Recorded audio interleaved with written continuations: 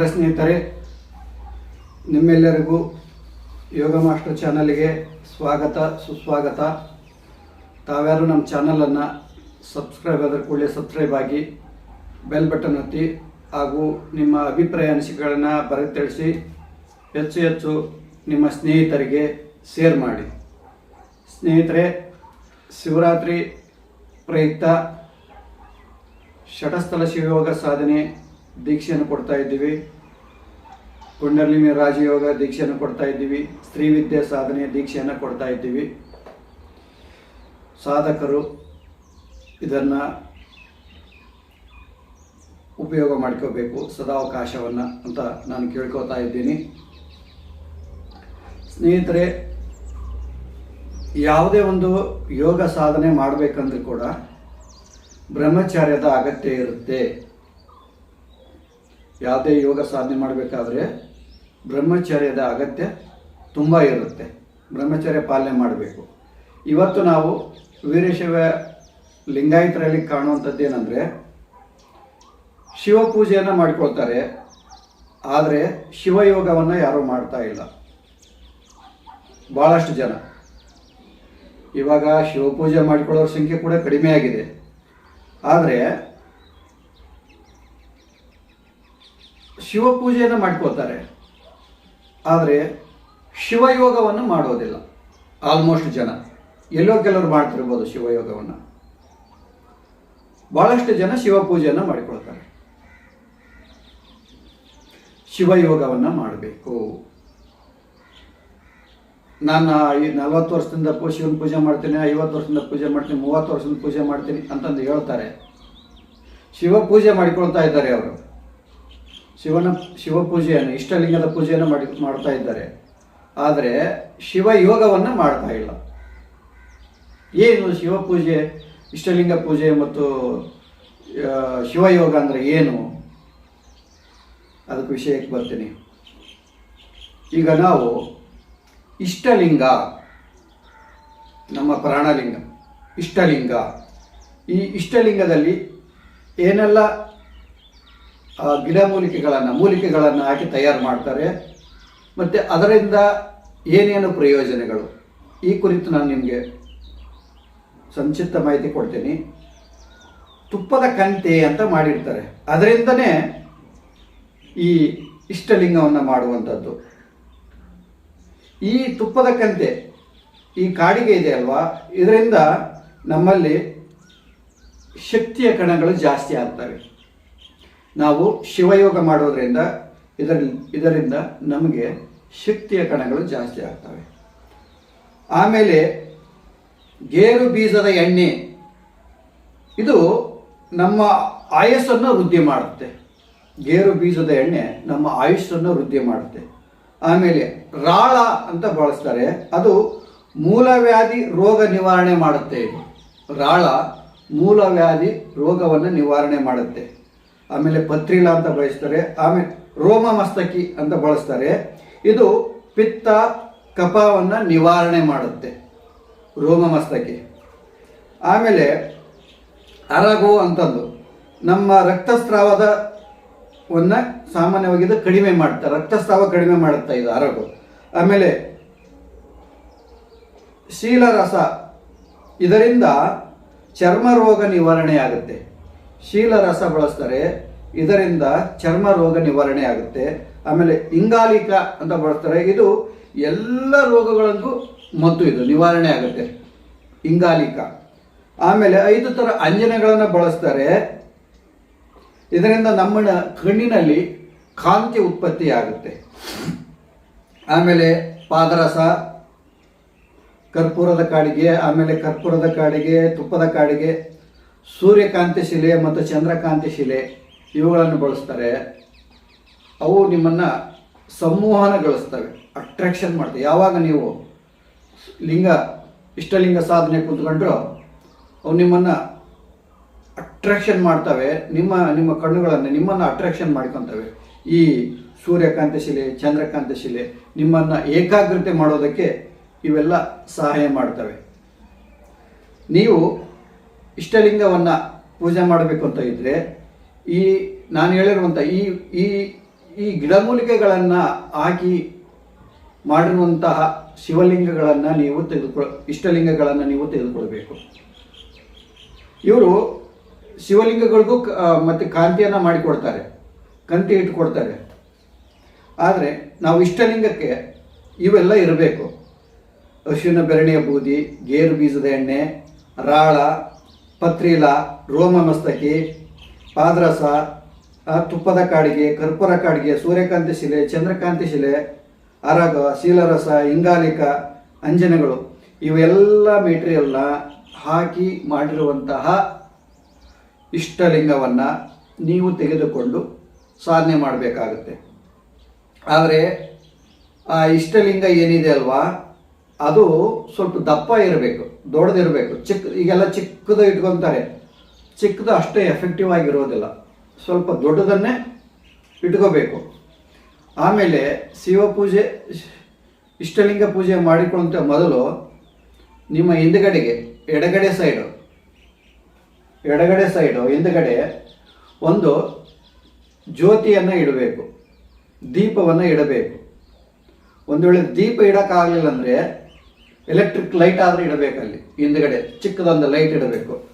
ಹಾಗೆ ಈ ಮೂಗಿನಿಂದ 12 ಅಂಗುಲ, ಕಣ್ಣು ಮತ್ತು 12 ಅಂಗುಲ ಅಂತರದಲ್ಲಿ ಇಟ್ಕೋಬೇಕು. ಅನಾಮಿಕ ದೃಷ್ಟಿ ಅಂತ ಕರೀತಾರೆ. ಪೂರ್ತಿ ತೆರೆದ ಕಣ್ಣಲ್ಲ, ಅರ್ಧ ತೆರೆದ ಕಣ್ಣು. ಹೀಗೆ ಅಬ್ಸರ್ವ್ ಮಾಡಬೇಕು. ಆ ಬೆಳಕು ಏನಿದೆ ಅಲ್ವಾ, ಜ್ಯೋತಿ, ಆ ಲಿಂಗದಲ್ಲಿ ಬಿದ್ದಾಗ, ಆ ಇಷ್ಟಲಿಂಗದ ಮೇಲೆ ಬಿದ್ದಾಗ, ಆ ಇಷ್ಟಲಿಂಗದ ಮೇಲೆ ನೀವು ಮನಸ್ಸನ್ನು ಕೇಂದ್ರೀಕರಿಸಬೇಕು, ತ್ರಾಟಕ್ ಮಾಡಬೇಕು. ಇದು ಶಿವಯೋಗ.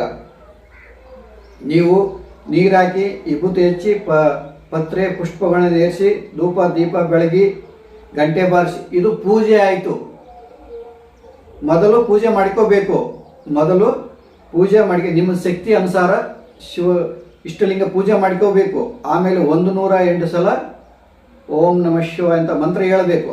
ಆಮೇಲೆ ಅದು ಬಿಟ್ಟು ಪತ್ರಿ ಪುಷ್ಪ ಎಲ್ಲ ತೆಗೆದುಬಿಟ್ಟು ಆಮೇಲೆ ಶಿವಯೋಗ ಮಾಡೋಕ್ಕೆ ಪ್ರಾರಂಭ ಮಾಡಬೇಕು. ಶಿವಯೋಗ ಮಾಡೋದು ಅಂದರೆ ತ್ರಾಟಕನ್ ಮಾಡೋದು. ಆ ಬೆಳಕಿನ ಮೇಲೆ, ಇಷ್ಟಲಿಂಗದಲ್ಲಿ ಇರುವಂಥ ಆ ಬೆಳಕಿನ ಮೇಲೆ ನಿಮ್ಮ ಮನಸ್ಸನ್ನು ಕೇಂದ್ರೀಕರಿಸಬೇಕು. ಮನಸ್ಸನ್ನು ಕೇಂದ್ರೀಕರಿಸಿದಾಗ ಅದು ನಿಧಾನವಾಗಿ ಎಲ್ಲ ಮರೆಯಾಗಿಬಿಡುತ್ತೆ. ಜಗತ್ ಮರೆಯಾಗಿಬಿಡುತ್ತೆ, ಮನೆ ಮಠ ಎಲ್ಲ ಮರೆಯಾಗುತ್ತೆ, ನೀವು ಕೂಡ ಮರೆಯಾಗಿಬಿಡ್ತೀರ. ಆ ಹಂತಕ್ಕೆ ಹೋಗುತ್ತೆ. ಕನಿಷ್ಠ ಇದನ್ನು ದಿನಕ್ಕೆ 2 ಗಂಟೆ ಮಾಡಬೇಕು. ಬೆಳಗ್ಗೆ 2 ಗಂಟೆ, ಸಂಜೆ 2 ಗಂಟೆ. ಇಷ್ಟಲಿಂಗ ಪೂಜೆಯನ್ನು ಬೆಳಗ್ಗೆ 2 ಗಂಟೆ, ಸಂಜೆ 2 ಗಂಟೆ ಕಡ್ಡಾಯವಾಗಿ ಮಾಡಬೇಕು. ಇದನ್ನು ಶಿವಯೋಗ ಅಂತ ಕರೆದಿದ್ದು. ಈ ಯೋಗ ಮಾಡಿದರೆ ಥರ್ಡ್ ಐ ಓಪನ್ ಆಗುತ್ತೆ, ಥರ್ಡ್ ಐ ಆ್ಯಕ್ಟಿವ್ ಆಗುತ್ತೆ. ಥರ್ಡ್ ಐ ಆ್ಯಕ್ಟಿವ್ ಆದರೆ ನೀವು ಆಟೋಮೆಟಿಕಾಗಿ ನೀವು ಜಾಗೃತಿ ಆಗಿಬಿಡ್ತೀರ. ನೀವು ಕೂಡ ಆಟೋಮೆಟಿಕ್ ಜಾಗೃತಿ ಆಗ್ತೀರಾ. ಆಮೇಲೆ ಏನೆಲ್ಲ ಚಮತ್ಕಾರ ಮಾಡುವಂಥ ಶಕ್ತಿ ಬರುತ್ತೆ. ಕನಿಷ್ಠ 10 ರಿಂದ 12 ವರ್ಷ ಪ್ರತಿನಿತ್ಯ 4 ಗಂಟೆ ಸಾಧನೆ ಮಾಡಬೇಕಾಗುತ್ತೆ. ಬ್ರಹ್ಮಚರ್ಯ ಪಾಲನೆ ಕಡ್ಡಾಯ ಇರುತ್ತೆ. ವಯಸ್ಸಿನಲ್ಲಿ ಇದ್ದವರು ಮಾಡುವಂಥದ್ದು ಇದು ಶಿವಯೋಗ. ಒಳ್ಳೆ ವಯಸ್ಸಿನಲ್ಲಿ ಇರೋರು ಮಾಡಬೇಕು. ವಯಸ್ಸಾದಮೇಲೆ ನಾನು ಮಾಡ್ತೀನಿ ಅಂದರೆ ಮಾಡ್ಬೋದು, ಆದರೆ ಫಲ ಸಿಗಬೇಕಂದ್ರೆ ನಾನು ಹೇಳಿದ 10-12 ವರ್ಷದಲ್ಲಿ ಫಲ ಸಿಗೋದಿಲ್ಲ, ಮುಂದಿನ ಜನ್ಮನೇ. ಆದರೆ ಒಳ್ಳೆ ವಯಸ್ಸಲ್ಲಿದ್ದಾಗನೇ ಈ ಯೋಗವನ್ನು ಮಾಡಬೇಕಾಗತ್ತೆ. 25, 20, 25, 18, 16, 18ರಿಂದ ಸ್ಟಾರ್ಟ್ ಆಗಿ 40-45 ಒಳಗೆ ವಯಸ್ಸಿನವ್ರಿಗೆ ಇರುವಂಥವ್ರು ಬ್ರಹ್ಮಚರ್ಯ ಪಾಲನೆ ಮಾಡಿ ಈ ಸಾಧನೆಯನ್ನು ಮಾಡಬೇಕಾಗತ್ತೆ. ಬ್ರಹ್ಮಚರ್ಯ ಅಗತ್ಯ ಇದೆ. ಯಾಕಂದರೆ ಬ್ರಹ್ಮಚರ್ಯ ಇಲ್ಲಾಂದರೆ ಯಾವ ಸಾಧನೆಗಳು ಸಿದ್ಧಿ ಆಗೋದು ಸುಲಭ ಇಲ್ಲ. ಬ್ರಹ್ಮಚರ್ಯ ವೆರಿ ವೆರಿ ಇಂಪಾರ್ಟೆಂಟ್. ಅದಕ್ಕೆ ಶಿವಯೋಗ ಮಾಡುವುದಂದರೆ ಇದನ್ನೇ. ಅದಕ್ಕೆ ಬಸವಣ್ಣವರು 2 ಸಮಯ ಹೇಳಿದರು. ಗಾಂಧಾರ ಮಾಂಧಾರ ಅಂತಂದು 2 ಸಮಯವನ್ನು ಹೇಳಿದ್ದಾರೆ ಪೂಜೆ ಮಾಡುವುದಕ್ಕೆ. ಗಾಂಧಾರ ಅಂದರೆ ರಾತ್ರಿ 12ರಿಂದ ಬೆಳಗ್ಗೆ ಮುಂಜಾನೆ 3 ಗಂಟೆವರೆಗೆ. ಮಾಂಧಾರ ಅಂದರೆ ಬೆಳಗ್ಗೆ 3 ಗಂಟೆಯಿಂದ ಬೆಳಗಿನ ಜಾವ 6 ಗಂಟೆವರೆಗೆ. ಗಾಂಧಾರ ಮತ್ತು ಮಾಂಧಾರ ಸಮಯದಲ್ಲಿ ಈ ಪೂಜೆಯನ್ನು ಇಷ್ಟಲಿಂಗ ಪೂಜೆಯನ್ನು ಮಾಡಬೇಕಂತಂದು ಬಸವಣ್ಣರು ಹೇಳಿದರು. ಯಾಕಂದರೆ ಅವರು ಮೊದಲು ಮಾಡಿದ್ದಾರೆ, ಪ್ರಾಕ್ಟಿಕಲ್ ಆಗಿ ಅವ್ರು ಮಾಡಿದ್ದಾರೆ. ಮಾಡಿ ಅನಂತರ ಉಳಿದವರಿಗೆ ಅವರು ಹೇಳಿದ್ದು ನೋಡಿ. ಬಸವಣ್ಣವರು ತಾವು ಸಾಧನೆ ಮಾಡಿ ತಾವು ಸಿದ್ಧ ಪುರುಷರಾದ ನಂತರ, ಅದರಲ್ಲಿ ಸಿದ್ಧಿ ಪಡೆದ ನಂತರ ಮತ್ತೆ ಅದನ್ನು ಇತರರಿಗೆಲ್ಲ ಹಂಚಿದರು, ಬೇರೆಯವರಿಗೆಲ್ಲ ಹಂಚಿದರು. ಅಂದರೆ 1,96,000 ಅಮರಗಣಗಳು, ಆಮೇಲೆ 80,000 ವೇಶ್ಯರನ್ನ ಅವರು ಶಿವಶರಣರಾಗಿ ಕನ್ವರ್ಟ್ ಮಾಡಿದ್ರಂತೆ. 80,000 ವೇಶ್ಯರನ್ನ ಶಿವಶರಣೆಯಾಗಿ ಕನ್ವರ್ಟ್ ಮಾಡಿದ್ರಂತೆ, ಮಾರ್ಪಾಡು ಮಾಡಿದ್ರು, ಅವ್ರನ್ನೆಲ್ಲ ಬದಲಾವಣೆ ಮಾಡಿದ್ರು. ಅಂದರೆ ಯಾರನ್ನೂ ಬಿಟ್ಟಿಲ್ಲ. ಎಲ್ಲರಲ್ಲೂ ಭಗವಂತನನ್ನ ಕಂಡಂಥ ಬಸವಣ್ಣ ಎಲ್ಲರಿಗೂ ಲಿಂಗ ದೀಕ್ಷೆಯನ್ನು ಕೊಟ್ಟು ಆ ಶಿವಯೋಗ ಮಾಡುವುದನ್ನು ಅವರು ಕಲಿಸಿಕೊಟ್ರು. ಈಗ ಈ ಶಿವಶರಣರು ಈ ಇಷ್ಟಲಿಂಗ ಸಾಧನೆ ಮಾಡುವಂಥ ಶಿವಶರಣರು ಈ ಪುರಾಣಗಳನ್ನು, ಭಗವದ್ಗೀತೆಯನ್ನು, ಉಪನಿಷತ್ತುಗಳನ್ನು ಇವುಗಳನ್ನೇನು ಓದಿಲ್ವಾ? ಇವರೆಲ್ಲ ಈ ಶಾಸ್ತ್ರಗಳನ್ನೆಲ್ಲ ಓದಿದವರೇ ಆಗಿದ್ರು. ನೋಡಿ, ವಚನಗಳಲ್ಲಿ ಪುರಾಣಗಳ ಉಲ್ಲೇಖ ತೆಗೆದುಕೊಳ್ತಾರೆ, ಉಪನಿಷತ್ತುಗಳ ಉಲ್ಲೇಖ ತೆಗೆದುಕೊಳ್ತಾರೆ. ಪುರಾಣಗಳನ್ನು, ಇತಿಹಾಸಗಳನ್ನು ಮತ್ತು ವೇದಗಳನ್ನು ಅಧ್ಯಯನ ಮಾಡದೇ ಇದ್ದರೆ ಇವರು ಅವುಗಳನ್ನು ಹೇಗೆ ಬಳಸೋಕ್ಕೆ ಸಾಧ್ಯ? ಇಂಥಲ್ಲಿದೆ ಅಂತ ಹೇಳ್ತಾರೆ, ಹೇಗೆ ಹೇಳೋಕ್ಕೆ ಸಾಧ್ಯ? ಹಾಗಾಗಿ ಅವರೆಲ್ಲ ಶಾಸ್ತ್ರ ಗ್ರಂಥಗಳನ್ನು ಅಮೂಲಾಗ್ರವಾಗಿ ಅಧ್ಯಯನ ಮಾಡಿದಂಥವ್ರು ಆಗಿದ್ದರು. ಶಿವಶರಣರು ಶಾಸ್ತ್ರ ಗ್ರಂಥಗಳನ್ನು ಅಮೂಲ ಅಧ್ಯಯನ ಮಾಡಿದರು. ನೋಡಿ, ಮೋಳಿಗೆ ಮಾರಯ್ಯ, ಕಾಶ್ಮೀರದ ಅರಸ ಮೋಳಿಗೆ ಮಾರಯ್ಯ, ಹೆಂಡತಿ ಗಂಗಮ್ಮ ಆಕರ್ಷಣೆಗೆ ಒಳಗಾಗಿ, ಬಸವಣ್ಣವರ ಒಂದು ಇದಕ್ಕೆ ಆಕರ್ಷಣೆಗೆ ಒಳಗಾಗಿ ತನ್ನ ಮಕ್ಕಳಿಗೆಲ್ಲ ರಾಜ್ಯಭಾರವನ್ನು ವಹಿಸಿಬಿಟ್ಟು ಪ್ರಜೆಗಳನ್ನು ಮಕ್ಕಳ ಥರ ನೋಡಿಕೊಳ್ಳಿ ಅಂತ ಹೇಳಿಬಿಟ್ಟು, ನನ್ನ ದಾರಿ ನಾನು ನೋಡ್ಕೊಂತೀನಿ, ನನ್ನ ದಾರಿ ಬೇರೆ ಇದೆ ಅಂತಂದು ಹೇಳಿಬಿಟ್ಟು, ನಿನ್ನ ತಾಯಿನೂ ಕರ್ಕೊಂಡು ಹೋಗ್ತೀನಿ ಅಂತಂದು ಗಂಗಮ್ಮನ ಕರ್ಕೊಂಡು ಕಲ್ಯಾಣಕ್ಕೆ ಬಂದ್ಬಿಡ್ತಾರೆ. ಅಲ್ಲಿ ಕಟ್ಟಿಗೆಯನ್ನು ಒಡೆದು ಮಾರಿ ಅದ್ರ ಬಂದ ದುಡ್ಡಿನಲ್ಲಿ ಸೇವೆ ಮಾಡಿ ದಾಸೋಹ ಮಾಡಿ ಅದರಿಂದ ಜೀವನ ಮಾಡೋಕ್ಕೆ ಸ್ಟಾರ್ಟ್ ಮಾಡ್ತಾರೆ. ಮೋಳಿಗೆ ಮಾರಯ್ಯನವರು ಕಾಶ್ಮೀರದ ಅರಸರು, ಅವರು ಕಾಶ್ಮೀರದ ಅರಸರು. ಅವರಿಗೆ ವೈರಾಗ್ಯ ಬಂದ್ಬಿಡುತ್ತೆ. ಇದು ಅಲ್ಲ ಬೇರೆ ಇದೆ ಸತ್ಯ ಎಂಬುದು ಅವರಿಗೆ ಅರ್ಥವಾಗುತ್ತೆ. ಅವರು ತಮ್ಮ ಇದನ್ನು ತ್ಯಾಗ ಮಾಡ್ತಾರೆ. ಹಾಗೆ ಅನೇಕ ಜನ ರಾಜರುಗಳು, ದೊಡ್ಡ ಉನ್ನತ ಪದವಿಯಲ್ಲಿ ಇದ್ದಂಥವರು ಕೂಡ ಬಸವಣ್ಣವ್ರ ಹತ್ರ ಬರ್ತಾರೆ. 12ನೇ ಶತಮಾನದಲ್ಲಿ ಕಲ್ಯಾಣ ಮೂಲೆಯಿಂದ ಶರಣರೆಲ್ಲ ಬಂದು ಅಲ್ಲಿ ದಾಸೋಹ, ಕಾಯಕ, ಅಲ್ಲಿ ಅನುಭವ ಮಂಟಪದಲ್ಲಿ ಎಲ್ಲರೂ ಸೇರ್ತಾರೆ. ಯಾಕೆ ಅಂದರೆ ಸತ್ಸಂಗ ಬೇಕು. ಅದಕ್ಕೆ ಶಂಕರಾಚಾರ್ಯ ಏನು ಹೇಳಿದರು? ಸತ್ಸಂಗತ್ವೇ ನಿಸ್ಸಂಗತ್ವಂ, ನಿಸ್ಸಂಗತ್ವೇ ನಿರ್ಮೋಹತ್ವಂ, ನಿರ್ಮೋಹತ್ವೇ ನಿಶ್ಚಲತತ್ವಂ, ನಿಶ್ಚಲತತ್ವೇ ಜೀವನ್ಮುಕ್ತಿ. 4 ವಾಕ್ಯದಲ್ಲಿ ಶಂಕರಾಚಾರ್ಯ ಹೇಳಿದ್ದಾನೆ. ಸತ್ಸಂಗ ಅಲ್ಲಿ ಶಿವಯೋಗವನ್ನು ಮಾಡುವುದರ ಜೊತೆಗೆ, ಶಿವಲಿಂಗ ದೀಕ್ಷೆ ಕೊಡೋದ್ರ ಜೊತೆಗೆ ಸಾಮಾಜಿಕ ಕ್ರಾಂತಿಯನ್ನು ಮಾಡಿದರು, ಆಧ್ಯಾತ್ಮಿಕ ಕ್ರಾಂತಿಯನ್ನು ಮಾಡಿದರು, ಜಾತೀಯತೆಯನ್ನು ಬಡದೊಳಿಸಿದರು, ಕಂದಾಚಾರಗಳನ್ನು ನಿರ್ಮೂಲನೆ ಮಾಡಿದರು, ಮತ್ತು ಸರಳವಾದ ಮಾರ್ಗವನ್ನು ಕೊಟ್ಟರು. ಬಸವಣ್ಣವರು ಸರಳವಾದ ಮಾರ್ಗವನ್ನು ಕೊಟ್ಟರು. ಇಷ್ಟು ಮಾಡ್ಕೊಂಡು ಹೋಗಿ ಅಂತಂದು ಬೆಳಗ್ಗೆ ಸಂಜೆ 2 ಹೊತ್ತು ಶಿವಯೋಗ ಮಾಡಿ ಈ ಅನುಭವ ಮಂಟಪದಲ್ಲಿ ಕುಳಿತುಕೊಂಡು ಸಾಧಕರ ಅನುಭವಗಳನ್ನು ಕೇಳುತ್ತೆ. ಸತ್ಸಂಗ ಆಗತ್ತೆ. ಇಷ್ಟನ್ನು ಮಾಡ್ಕೊಂತ ಹೋಗಿ ಪ್ರಾಮಾಣಿಕ ಕಾಯಕವನ್ನು ಮಾಡಿ, ನಿಷ್ಠೆ ಮತ್ತು ಪ್ರಾಮಾಣಿಕೆ ಶ್ರದ್ಧಾ ಭಕ್ತಿಯಿಂದ ಕಾಯಕೆಯನ್ನು ಮಾಡಿಕೊಂಡು, ಕಳಬೇಡ, ಕೊಲಬೇಡ, ವಿಷಯ ನುಡಿಯಲು ಬೇಡ, ಇದರೋ ಅಳಿಯಲು ಬೇಡ, ತನ್ನ ಬಂಡಿಸಬೇಡ, ಇದೇ ಅಂತರಂಗದ ಸುದ್ದಿ, ಇದೇ ಬಹಿರಂಗದ ಸುದ್ದಿ. ಈ ಒಂದು ವಚನವನ್ನು ಅರ್ಥ ಮಾಡಿಕೊಂಡು ಇದನ್ನು ಜೀವನದಲ್ಲಿ ಪಾಲನೆ ಮಾಡೋಕ್ಕೆ ಎಷ್ಟು ವರ್ಷಗಳು ತಗೊಂಡು ಹೋಗುತ್ತೆ. ಕಳಬೇಡ, ಕಳತನ ಮಾಡಬೇಡ, ಕೊಲಬೇಡ, ನಿನ್ನದು ಅಲ್ಲದೆ ಇರುವಂಥ ವಸ್ತುವನ್ನು ನೀನು ಮುಟ್ಟಬೇಡ, ಕಳಬೇಡ, ಕೊಲ್ಲಬೇಡ, ಪ್ರಾಣಿ ಹಿಂಸೆ ಮಾಡಬೇಡ, ಜೀವ ಹಿಂಸೆ ಮಾಡಬೇಡ. ಯಾಕೆ ಗೊತ್ತಾ? ಆ ಭಗವಂತನ ಮಕ್ಕಳೇ ಇವೆಲ್ಲ, ಎಲ್ಲ ಪ್ರಾಣಿ ಪಕ್ಷಿಗಳು. ಅವುಗಳನ್ನು ಕೊಂದರೆ ಆ ಭಗವಂತನಿಗೆ ನೋವಾಗತ್ತಲ್ವ. ಕಳಬೇಡ, ಕೊಲಬೇಡ, ಹುಷಿ ನುಡಿಯಲು ಬೇಡ, ಸುಳ್ಳು ಹೇಳಬೇಡ. ನೋಡಿ, ಇದನ್ನು ಪಾಲನೆ ಮಾಡೋದು ಎಷ್ಟು ಕಷ್ಟ ಇದೆ. ಸತ್ಯ ಹರಿಶ್ಚಂದ್ರ ಜೀವನವನ್ನು ನೋಡಿದರೆ ನಿಮ್ಗೆ ಗೊತ್ತಾಗುತ್ತೆ. ಕಳಬೇಡ, ಕೊಲಬೇಡ, ಹುಷಿಯ ನುಡಿಯಲು ಬೇಡ, ಇದಿರ ಅಳಿಯಲು ಬೇಡ, ಇನ್ನೊಬ್ಬರನ್ನ ಹೀಯಾಳಿಸಿ ಮಾತಾಡಬೇಡ, ಇನ್ನೊಬ್ಬರು ವ್ಯಂಗ್ಯವಾಗಿ ಇನ್ನೊಬ್ಬರನ್ನ ಕೆಳಮಟ್ಟ ಇಟ್ಟು ಮಾತಾಡಬೇಡ, ತನ್ನ ಬಣ್ಣಿಸಬೇಡ, ನಿನ್ನನ್ನು ನೀನು ಹೊಗಳಿಕೋಬೇಡ. ಇದೇ ಅಂತರಂಗದ ಶುದ್ಧಿ, ಇದೇ ಬಹಿರಂಗದ ಶುದ್ಧಿ. ಇದೇ ಅಂತರಂಗದ ಶುದ್ಧಿ, ಇದೇ ಬಹಿರಂಗದ ಶುದ್ಧಿ. ಪತಂಜಲಿ ಯೋಗ ಸೂತ್ರ ಯಮ ನಿಯಮಗಳು ಅಂತ ಬರ್ತವೆ. ಯಮ ನಿಯಮ, ಆಸನ, ಪ್ರಾಣಾಯಾಮ, ಪ್ರತ್ಯಾಹಾರ, ಧಾರಣ, ಧ್ಯಾನ, ಸಮಾಧಿ.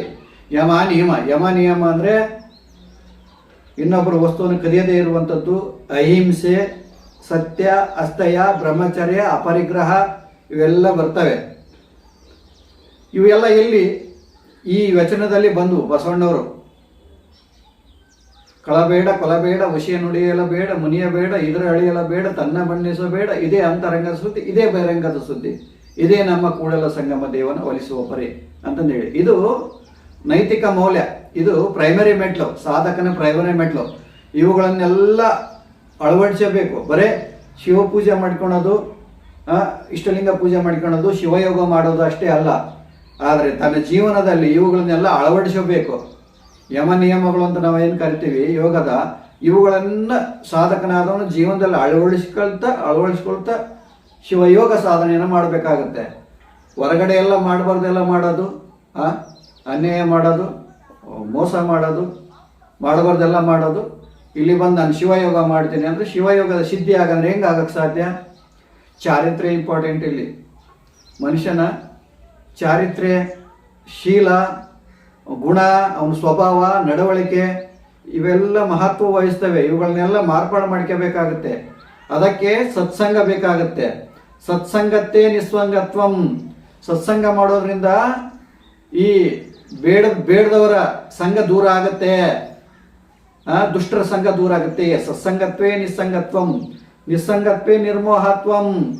ಈ ಬೇಡದವರೆಲ್ಲ ದೂರ ಆಗಿಬಿಟ್ರೆ ಇಲ್ಲಿ ಮೋಹ ಹೋಗ್ಬಿಡುತ್ತೆ. ನಿರ್ಮೋಹತ್ವೇ ನಿಚ್ಚಲತ್ವ. ಅದೇ ನಿಚ್ಚಲ ತತ್ವ ಸ್ಥಿರವಾಗಿ ನಿಲ್ತಾನೆ ಮನಸ್ಸು. ಆ ನಿಚ್ಚಲತತ್ವೇ ಜೀವನ್ಮುಕ್ತಿ ಅಂತ ಹೇಳಿದ್ದು.